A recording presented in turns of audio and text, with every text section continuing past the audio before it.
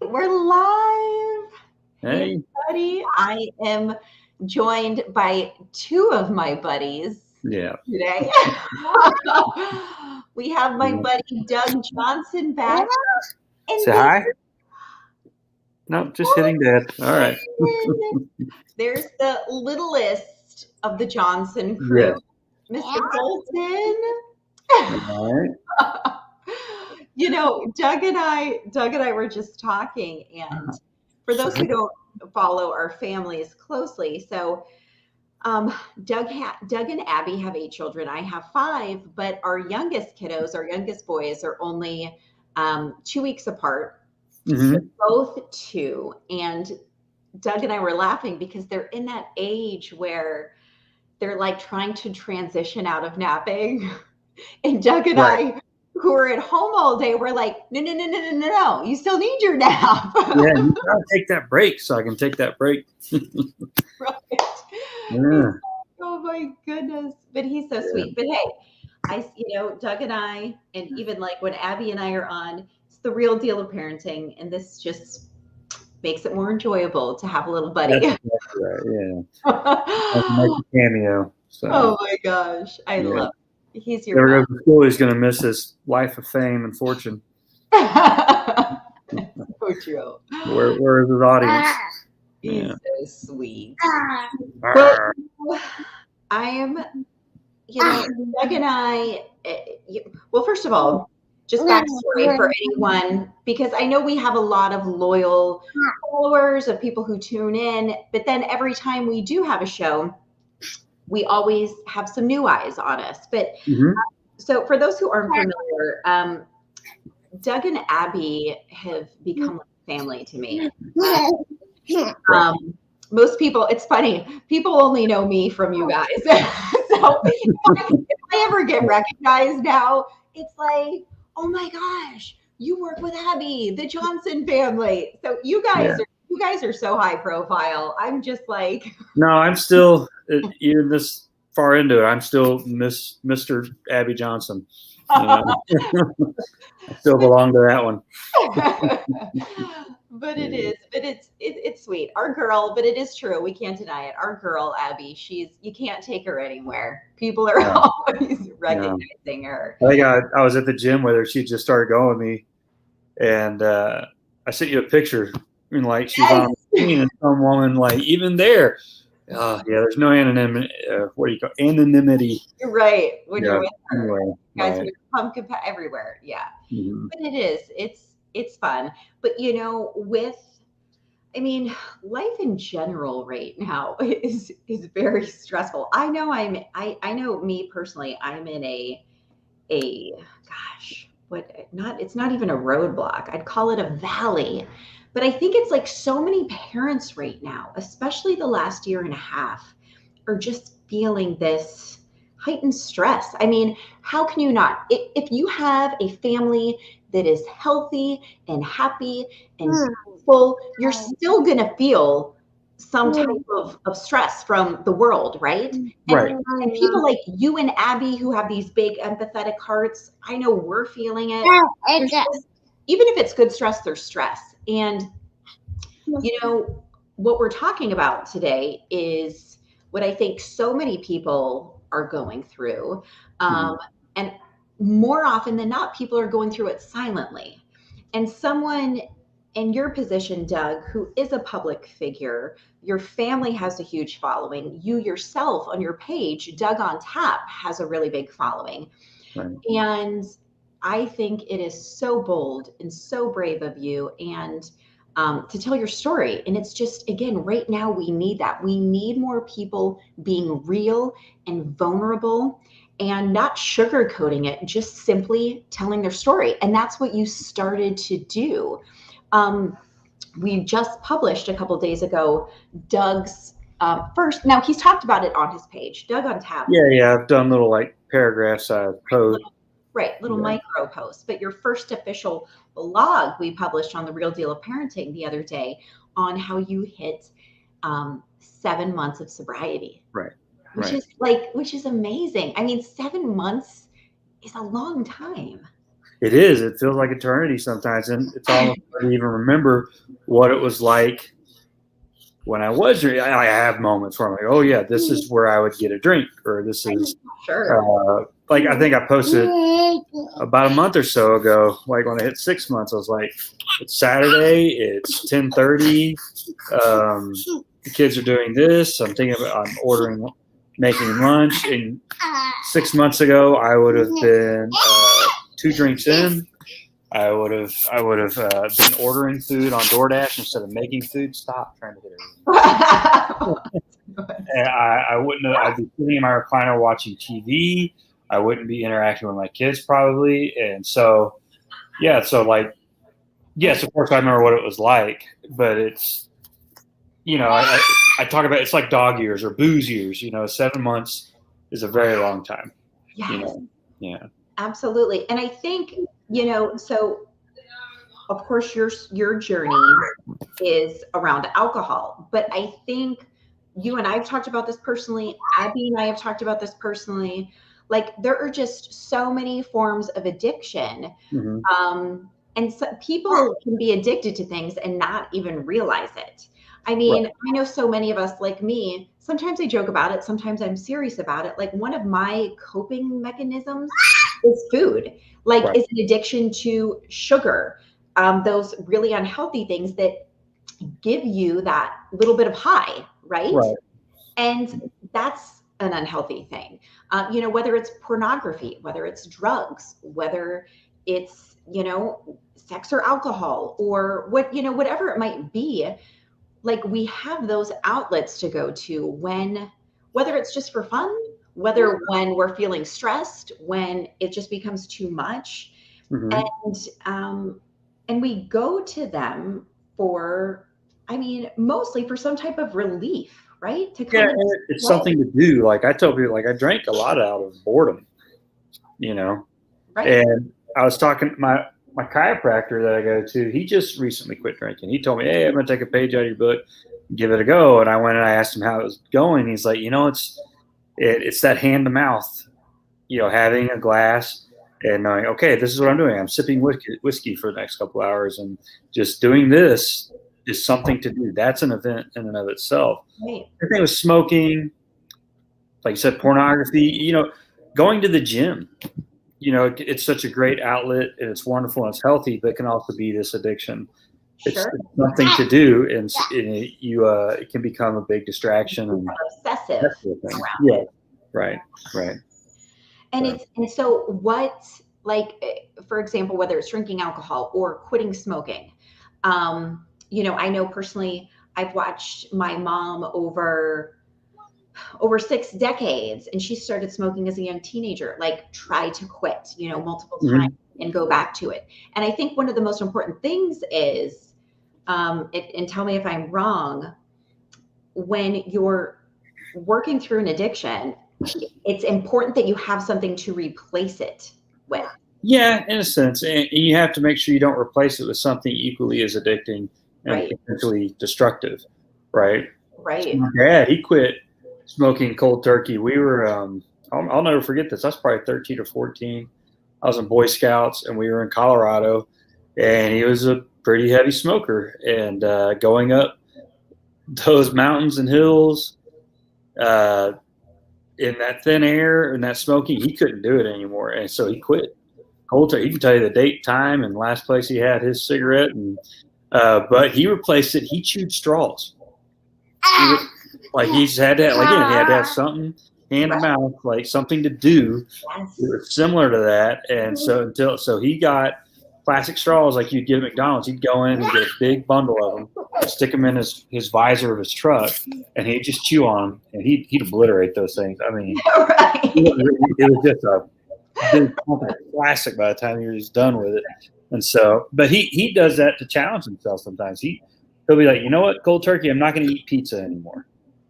Right. It doesn't really replace those things either. Well, and I feel, and this has been going through my head, and well, and I feel like guilty, and I feel like I'm going to take some heat for this, because I know it's no comparison to what you're going through. but something just very recent for me. And again, you're probably going to giggle and be like, Reg, like, don't go there. But so recently I have given up coffee. Okay. Okay. No. Okay. And truly, it was causing me, like, I was having like all the caffeine. It was like causing all these bad things and making me actually feel worse. Okay. Right. But I truly was addicted to that. It was part of my routine every morning. I was looking for that quick bump that, it gave me. And truly, last week when I went through withdrawal, I had to go get an IV because my migraine was worse than childbirth. And so it was a hellish several days or more just from that. But it was something that's very legal, and just as legal at our age. I truly struggled with it, and I was actually proud of myself, like day 9 without it. And it's not even comparable, but it's still a struggle for me, because when I'm waking up and I've replaced it with something else that's not fun at all and I don't look forward to, it's called lemon water, and then I'm drinking coffee juice, which is absolutely and so, but like, I'm not looking forward to it, but I had replaced it with things, and I know the benefit I'm getting from them. But it's like difficult. So I can't imagine, but it's a huge feat. It's like trying to get another day under your belt. Right. Yeah, and I use this app called I Am Sober. Great app. Wow. And you can do anything on there. It has cookies, pornography, heroin, whatever your addiction is. You put it in there, and it asks you, why are you trying to get sober? Why are you trying to quit this? And so it gives you a pledge to say every day. I don't actually do a pledge, but and then you can put how much time you're saving by not doing whatever this is, how much money you're saving, and then it gives you the days. So it like actually gives you like this tangible, measurable thing that you're getting out of it. So I think even coffee's on there too if you wanted to go and quit that. So there you go. And you can just type something in. If you're like, I want to quit picking my nose, and say you put that in there, and like, I'm on day 3 of not picking my nose anymore. It's wonderful. Like, I don't know if that saves you any money, but it could save you time. I don't know, and cleanliness. That's really cool. That's really cool. They have that. Yeah, it's one of the things that's helped me the most. A lot of people, like, it bothers them that I haven't gone to any sort of like AA or recovery thing. Yeah, I posted that this morning, and most people are just supportive. Like, hey, no, there's no one size fits all, but there's some people that have this attitude of, if you don't do it this way, you will most certainly fail. Right. And I think that's the importance of telling our stories. Is there are people out there that don't want to go to those meetings for whatever reason, and I'm sure they're all very valid. And so they need to know there's a path you can take to sobriety, or just improving your life in whatever way that may be, that doesn't have to be the way everybody else does it. You know what I mean? And so I tried to convey that, and some people are still like, yeah, but you really need this, this, and this. I was like, yeah, no, I don't. Right. I actually have my faith and my family and all these other really wonderful things. Right. Mm-hmm. And I think what is key, which you all, you shared this morning, that, some of those people who do have their meetings, which again, you're not saying they don't work, you're not saying they're not important, but for reasons like you mentioned, again, with having a family that's very public, because you have such amazing supports at home. You and Abby have such a great marriage. You have several friends that are constantly checking in on you for this particular reason. Those are like pillars that I wish everyone could have when they were facing some type of addiction and, on their journey in sobriety. And I think that's so important, because you have your go-tos, whether you're having a rough day or you're having a moment where it's like, you know what, this is where I would be getting a drink right now, and I need to not do that. And so I think when you say that's one of the most important things right now on your journey, is having those key people. Right. And I've got it without going to a meeting. And I think people need to kind of accept and respect that I didn't have to go seek out a bunch of other addicts in order to have the support system. And that should be okay. And I do have other friends who are on the same path as me. I'm probably the newest in our little group of sober people, but still, it's not, nobody's ever looking at the other person and be like, well, I've been sober longer. There's no comparison and that sort of thing. We just support each other.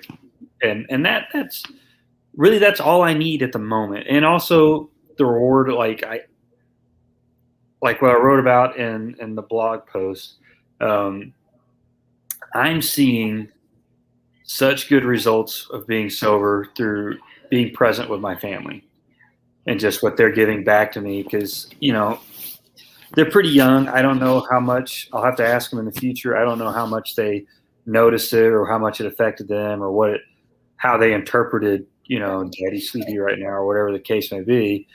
But now I'm not just physically with them more. I am with them all the time, and like I wrote about in there, the story, Alex, our son who's 9, and he's experiencing some anxiety in school. Like he's in 3rd grade and things are very different. It's not about coloring pictures anymore and that sort of thing. He's doing like real math and like everything's very challenging for him. And so he's been having some anxiety, not because it's too hard, but because he puts a lot of pressure on himself to do well. And he's an A student. He's a very good student and he wants to maintain that. And for some reason, he's just put a lot of pressure on himself. Well, if I were still drinking, would I have the presence of mind to notice that? Would he even want to tell me about it? Would he want to come home and explain to me what's stressing him out if I'm not present or with him? And would he be willing to tell me, Dad, I had a good day or a bad day? And right now he's telling me, Dad, I don't even have to ask him anymore. Yeah. I had a good day at school. This is what happened. And, I guess this was about 2 weeks ago and we posted about it a little bit and, we gave him a day off school. We just kept him home. Yeah. And I was like, I didn't want to just make it a vacation day where he played video games.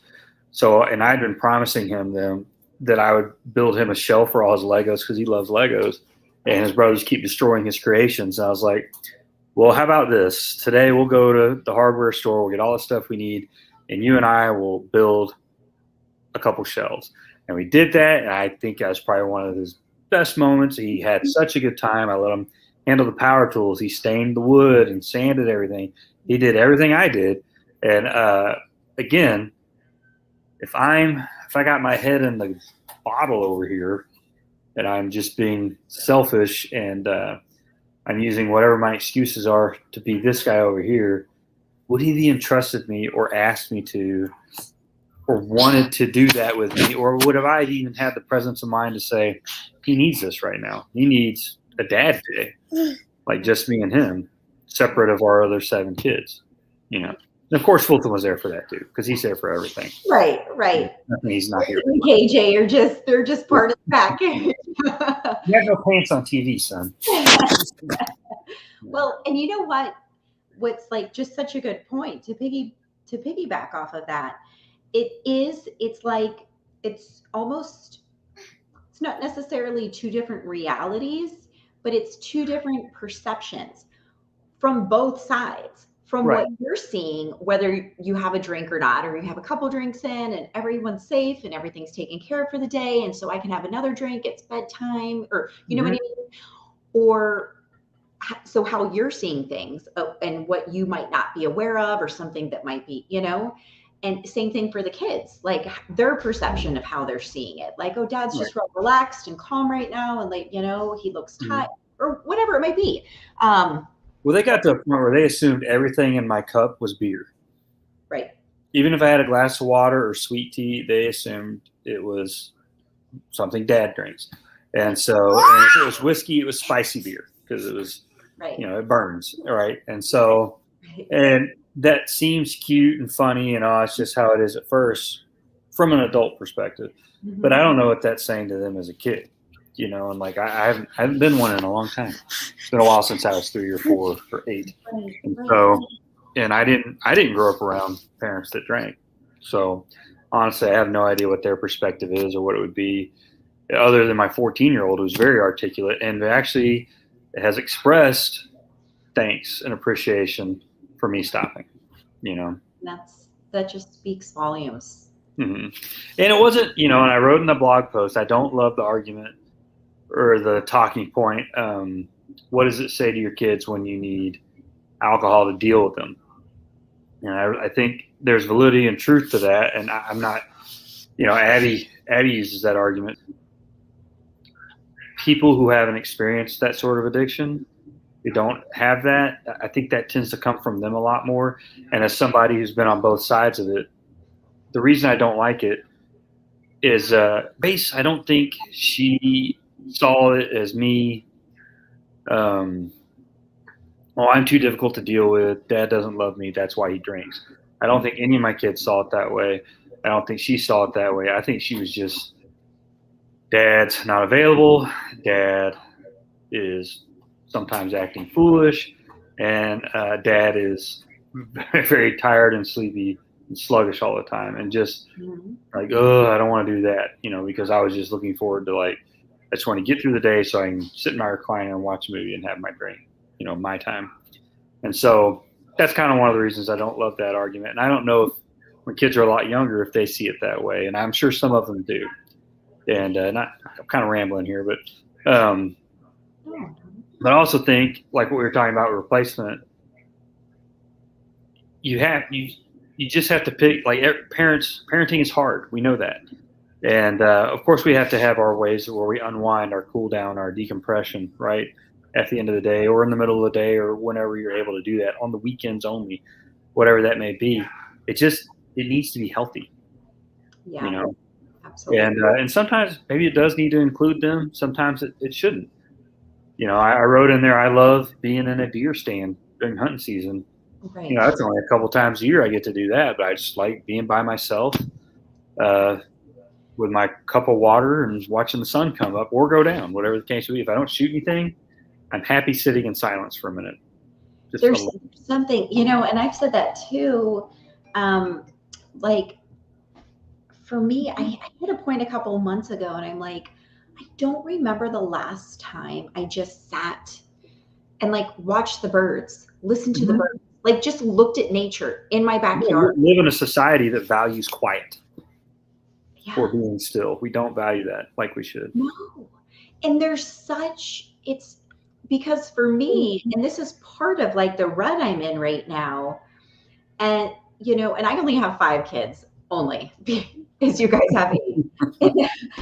It's like, it seems, and I know parents are going to relate to this. It's just like, for me, it's like I'm just trying to rush from one thing to the next to just say, okay, that's done for today.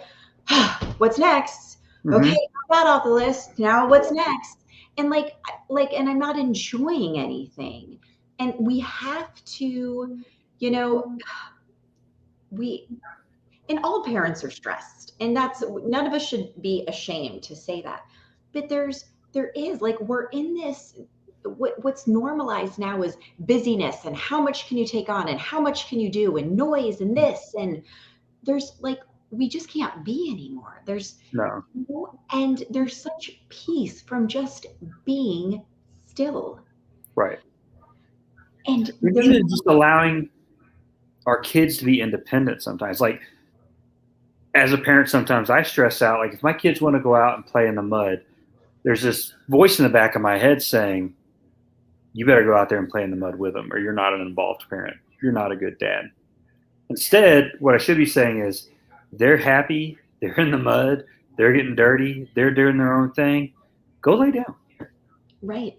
Go sit down. Not go do the dishes. Right. Not go do another chore. Go sit on the bench and watch them. Right. Just stare at them. Yeah, no big deal. Be calm. And there's this, and I have it myself. And I remember several years ago, I snapped at my oldest daughter when she had made a remark. I have an issue. I'm okay if I'm laying down when I'm trying to get KJ down. If I'm trying to get him down for a nap or for bed, like, Yes. you know the Because you're process. doing the thing, you're working. Right, right. Yeah. And so I'm either, I'm trying to get him down, or I'm multitasking, working on my phone. But to like just totally relax and lay down, unless it's nighttime when I'm watching a show and going to sleep, like I have this guilt and shame, like Yes. a mom or a dad, you're not supposed to be relaxing with your feet up, doing nothing, you know? And I remember years ago, and like it was like an isolated incident. Like I was doing nothing. I was laying down, and I even remember thinking about it. It bothered me. It bothered me. I'm like, I shouldn't be doing this. I Yeah. felt guilt, and because I never do it. My oldest daughter had said, "So, are you just like, what are you even doing? Are you just like laying there? Are you doing Yeah. nothing?" Because they never really saw that, if Yeah. I was getting a child down or something. And I remember I jumped up and I'm like, "Don't you ever say that." Like she was almost like trying to call me being lazy. And I was so, it like got to me. And it's like, we've done this to ourselves. Right. And we've done it. And we've allowed society to do that to us. And you're so right, Doug. It's like, that's part of being a parent. Yeah, there's times, and you and I both, and Abby, we get in there, we're doing the things with the kids, we're participating, but there's times we need to let them kid alone. Right. Whether it's sitting back and enjoying and watching them, or putting our feet up, or doing something else.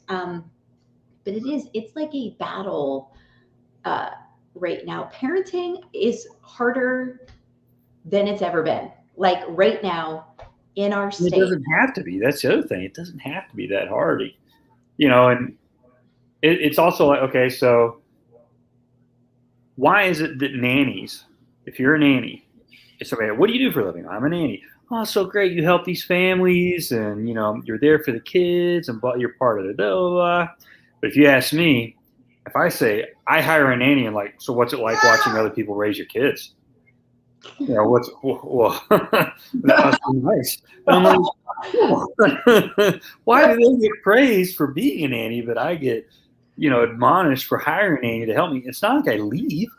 I'm still involved with my family. I just have somebody there to help me. And so, like, right. There was a time when this was normal. It was normal to have a nanny to help you so you could do your chores. Like, I think in another country, we were talking to an Uber driver from Uganda or India, something like that. He's like, we don't have nannies because we all just watch each other's kids.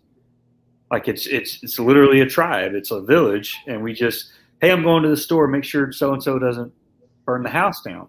Right. And then it's not a joke. That's normal, And so why are we so like?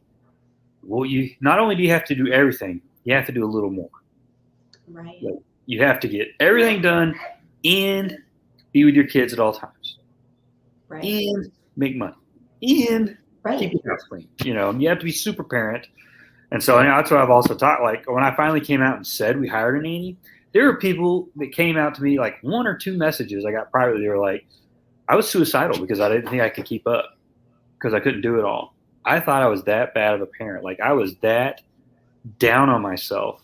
And you saying you hire a nanny, I thought you were super dad too. And now you say you've hired a nanny, like I feel like a weight has been lifted. And I'm like, right. That's the silliest thing I've ever heard, but it's not silly at all. It's very serious. Right. You know what I mean? And that's just, how did we get here? How did we get that backwards and inside out? Right. That somebody would feel that bad about themselves because they can't keep up because of what we see on social media.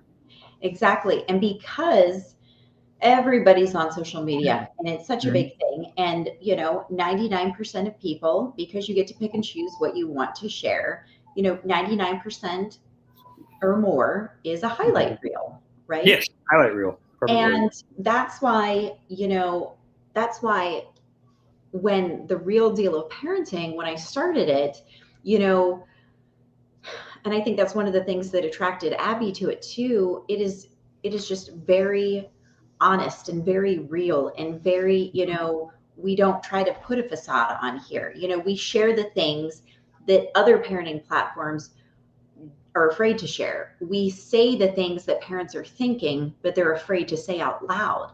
Right. And so, the few things that really grew this page to, the number that it is, was not so happy posts. It was the stressed blogs. It was the Mhm. exhausted blogs. It was like, I'm not in a good spot right now. I know Yeah. I'm going to be okay, but I'm not okay right now. And Hmm.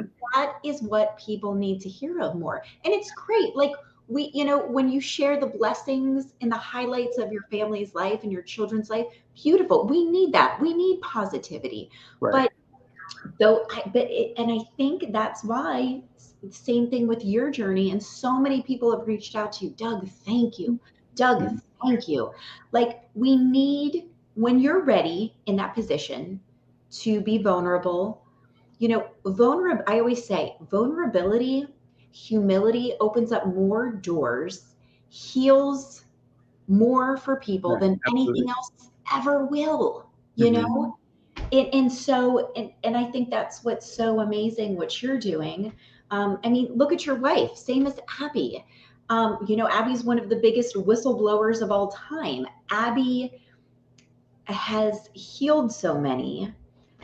She has touched so many. She has changed so many lives, literally saved so many lives because of her humility and vulnerability and sharing her story and having the courage to say, you know what, this is where I was at one point of my life. This is some of the things I did, but here I am now. Like, that is what changes and moves people and inspires them. When you look at somebody who's been perfect and everything's great and easy, I mean, that doesn't really do anybody anything, right? No. Yeah.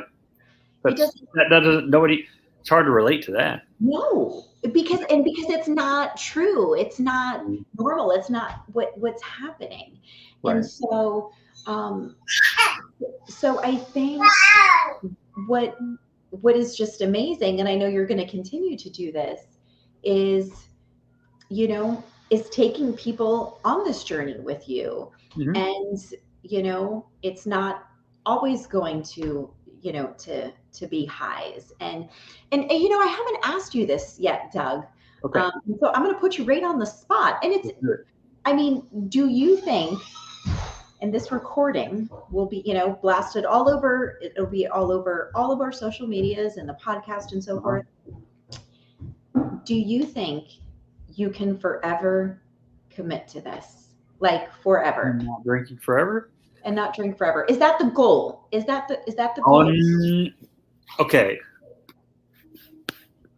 I guess there's two answers to that.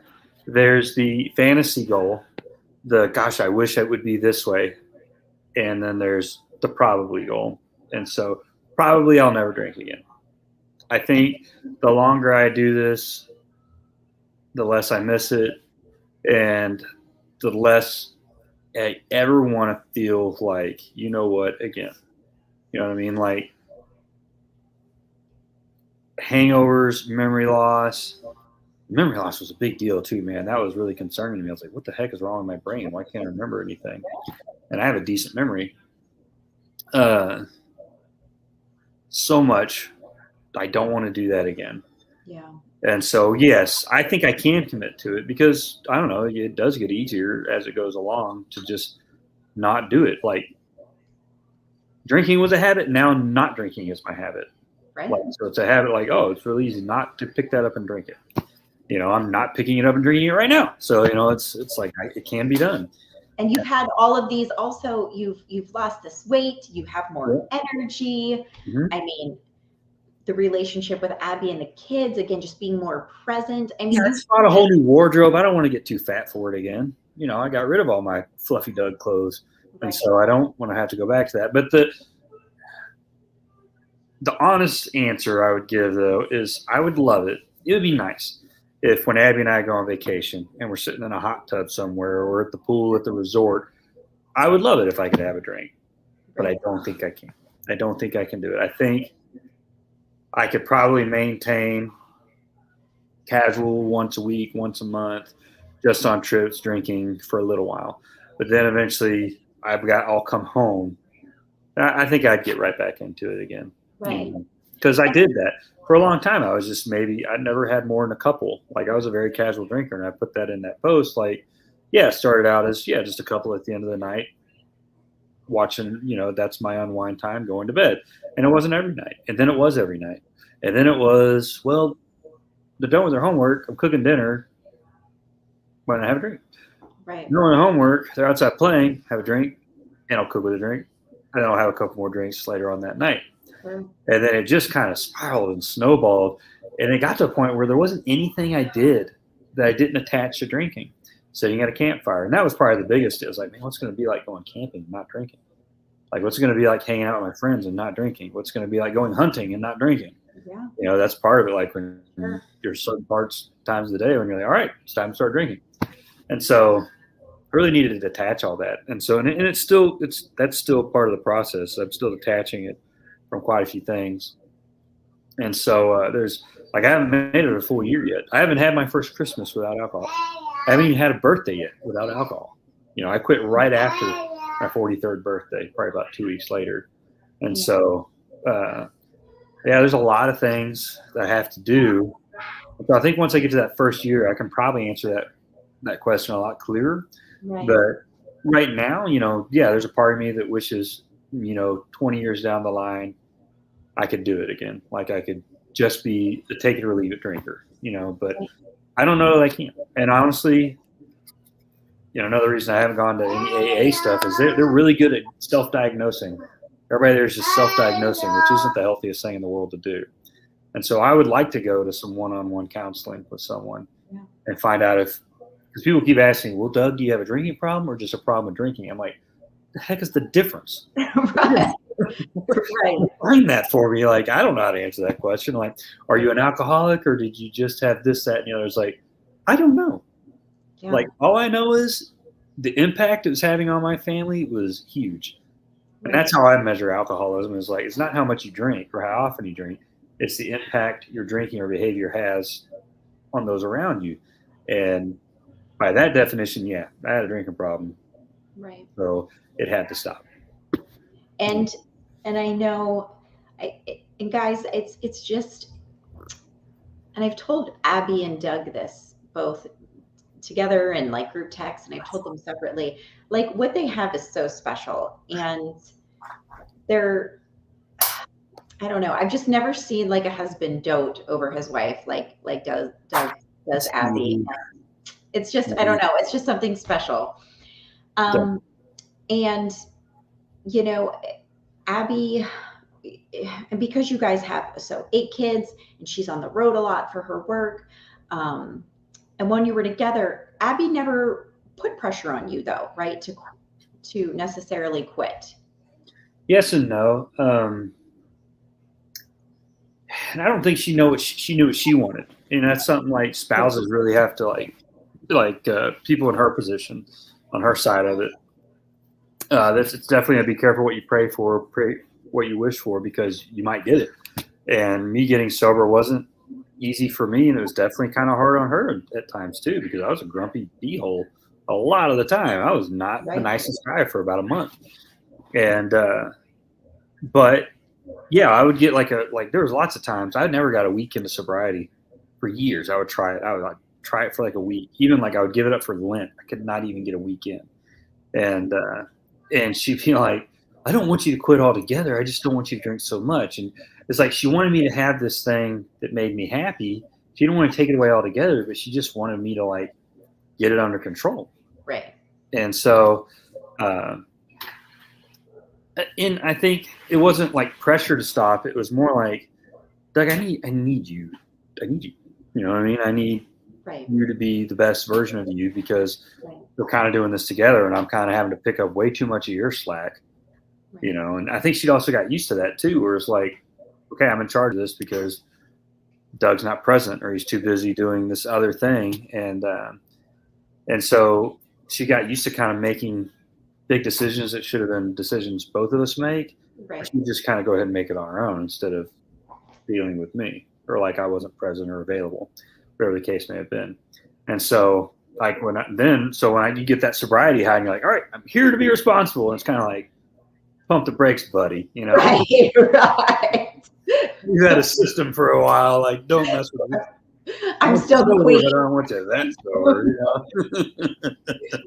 And so she kind of had to relearn how to deal with sober, responsible, accountable Doug, Right. as opposed to like lazy, charming, funny.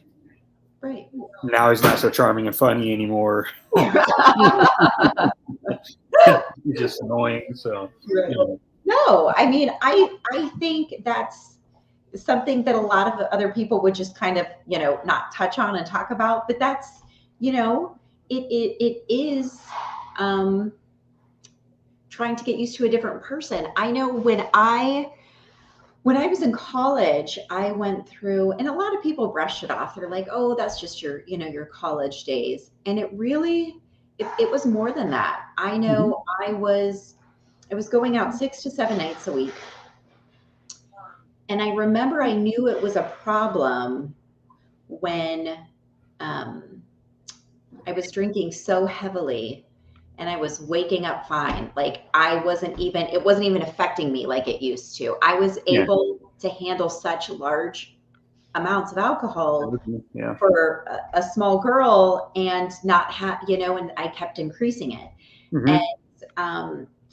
And then you become a different person. So when you're out and you're drinking, you're like, everyone, "Oh, you're fun, Regan. You're fun to be around. You're so funny." And then I was a completely different person, sober Regan. And and sometimes I liked who I was when I was out and fun. And a lot of the time I did not like that person at all. Yeah. And so it's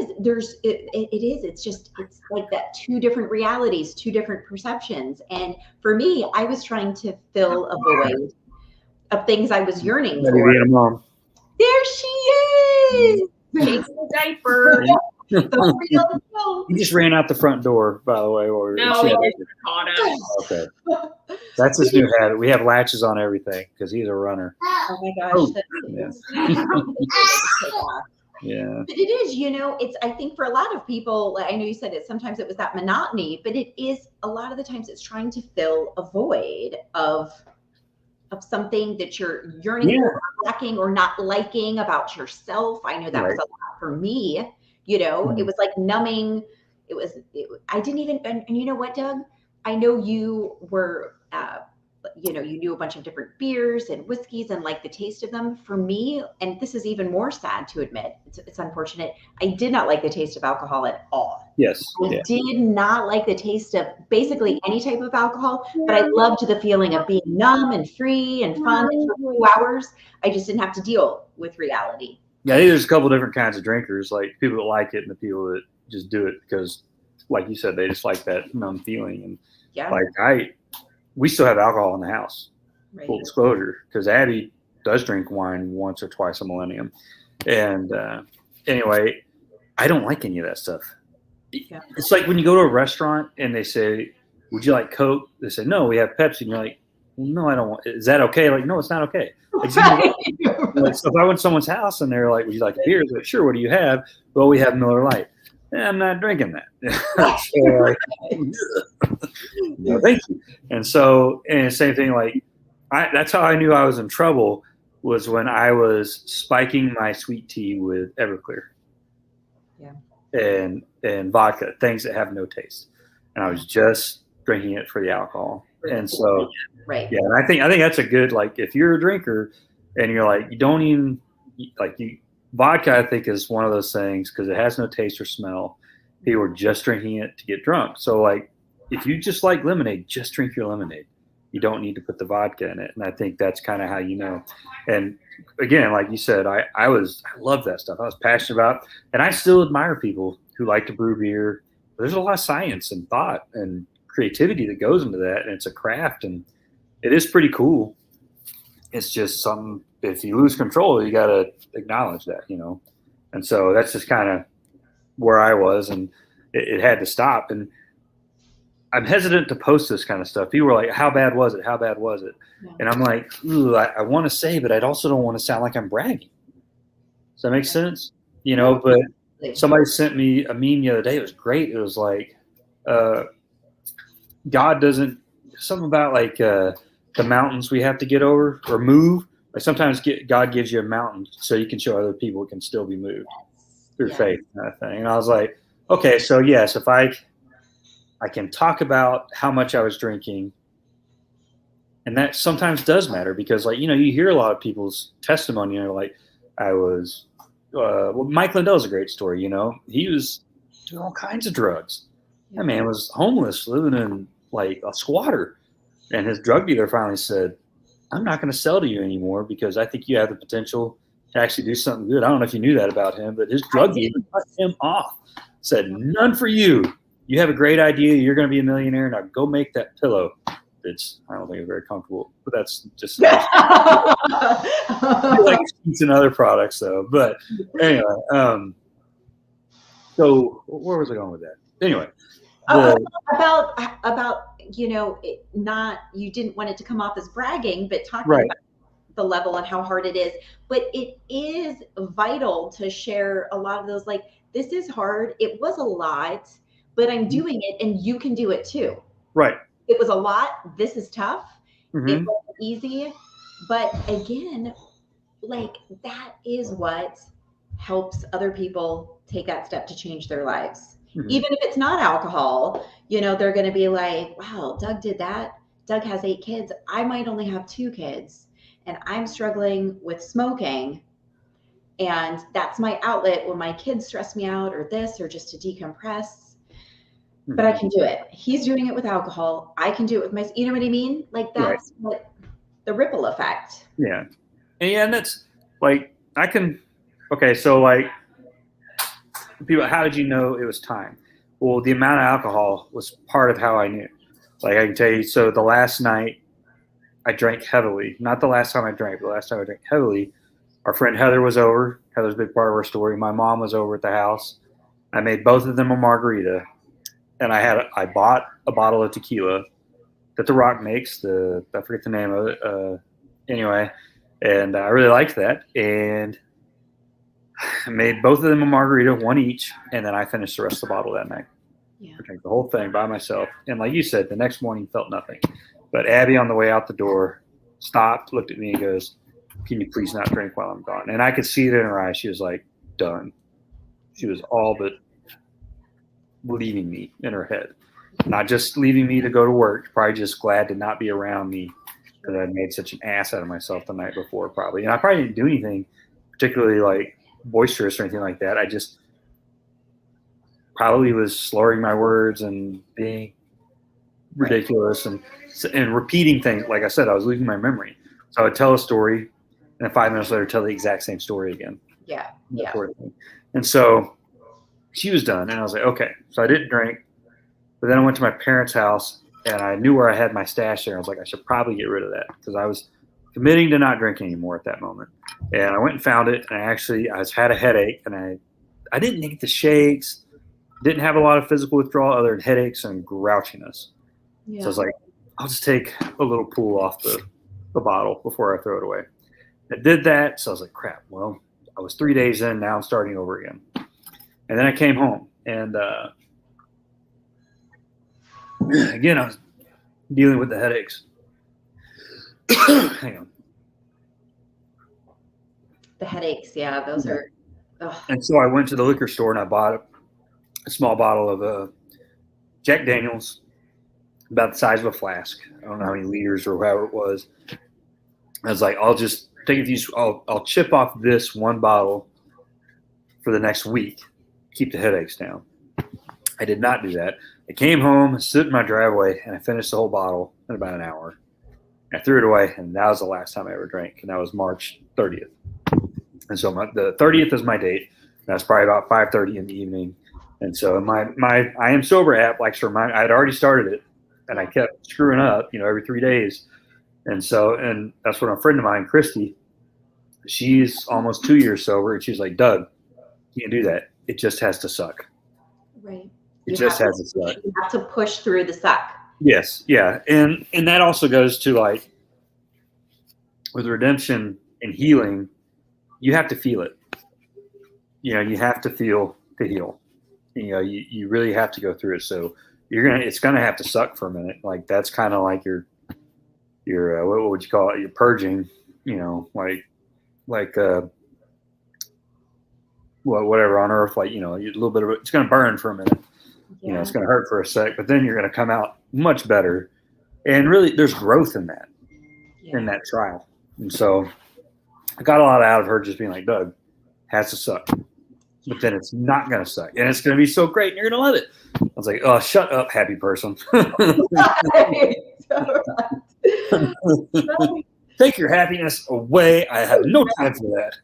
And so, and she was right. She was 100% right. Yeah. So I doubled down on the gym, and I drank nothing but water, and I got through it, and I had prayer and rosary time and other things like that. And I got there, and I told as many people standing in front of me, I was probably obnoxious about it. And I am sober. I am working through it, and like, it's the only thing I could think on my head, so it's the only thing coming out of my mouth. Yeah. But it worked.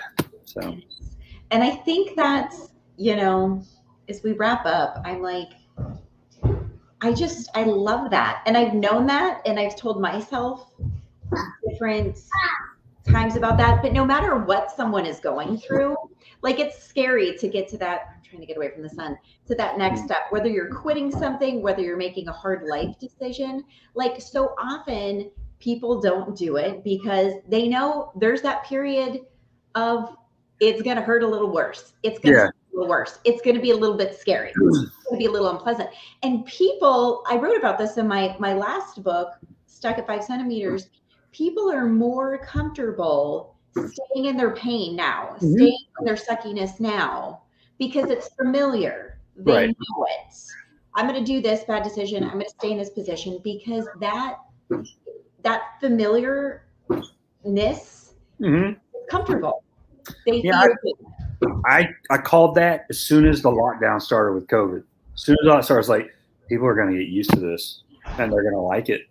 They're going to talk about how miserable and how unhappy they are, and they're going to love it, and they're going to stay in it. They're going to sit in their misery happily. And it did. And that's, addiction went up. Suicide went up when all that happened. And I'm not going to sit here and blame the lockdowns for my heavy drinking. Like, I made that choice myself, but I had the time to do it. You know what I mean? Like, it was a recipe for disaster for a lot of people. Yeah. And it just wasn't good or healthy. And like you said, like, people get stuck and they're happy to be stuck. Yeah. Because they don't know any other way to feel. Like, feeling happy and redeemed is uncomfortable to them. Like, ooh, I don't know. And will I be as relevant? Will people want to hear my sad story, my happy story, as much as they like hearing my sad story? Right. And so, yeah, I think, and they think that's our identity, and they have to keep it. And it's not. You don't have to keep it at all. Yeah. You don't have to be a victim. You don't have to stay in that box if you don't want to. Right. I love that. Yeah. I love that.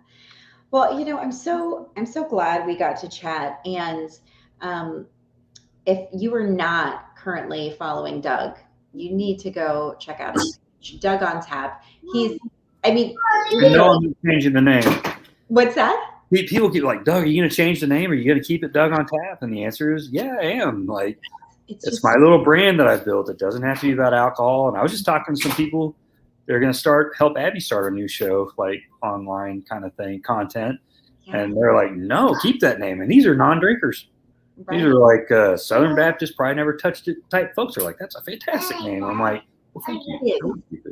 It is. And you need to.